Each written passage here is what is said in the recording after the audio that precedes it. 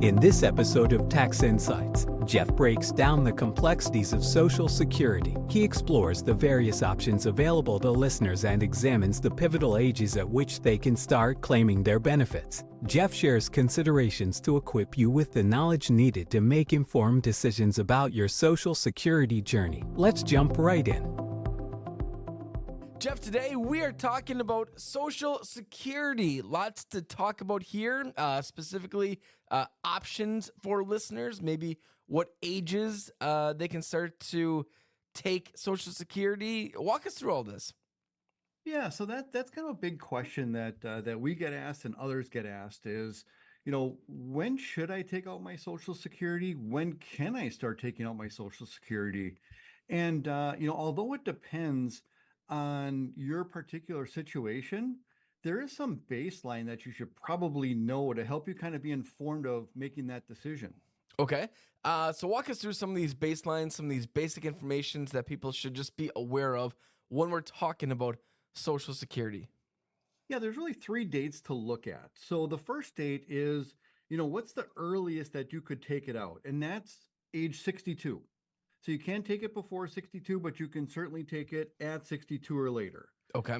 The second date to remember is, what your full retirement age is.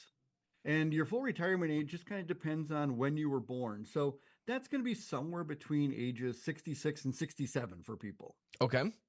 And then the third date to know is when you reach the age of 70, because at the age of 70, then you have to start taking it. Okay, so then So you were those are the forced 3 to take it dates. at that time. Yeah, so those are the 3 dates to really look at. And of course, as you can probably figure, if you take it at your full retirement age, somewhere like 66, 67, the benefit is going to be higher than if you took it early. Right, absolutely. You'll have more in there. Exactly. And then let's say that you don't take it at your full retirement age, you go all the way to 70.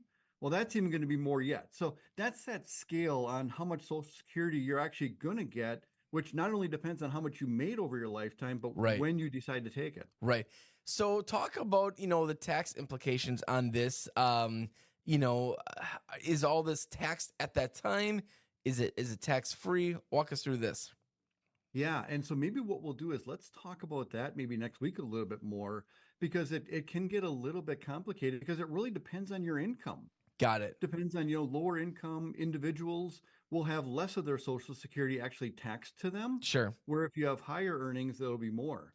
Now, I know that oftentimes people, or at least younger adults, always ask the question, is Social Security even going to be there for me? And, nobody has that magic 8 ball. I don't know if you can share some of your thoughts or insights on that, but I know that is something that, again, a lot of young people always question. Is it even going to be available? Yeah, and I would say it's going to be available just because there's so many Americans that actually are going to rely on it and rely on it right now. For sure, I don't see them changing any current beneficiaries Sure. numbers, how much Sure. they're going to get. But there may be a decrease, for some people in the future. Maybe if you earn a little bit more, maybe you're going to get a little less Social Security. And but I really don't see it going away or really changing drastically for those that really need it. Okay.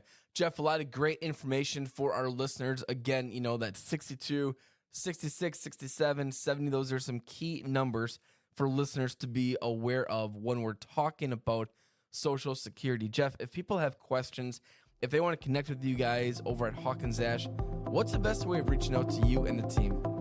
I would go right to our website, which is hawkinsash.cpa, and I would go to that CPA HQ section.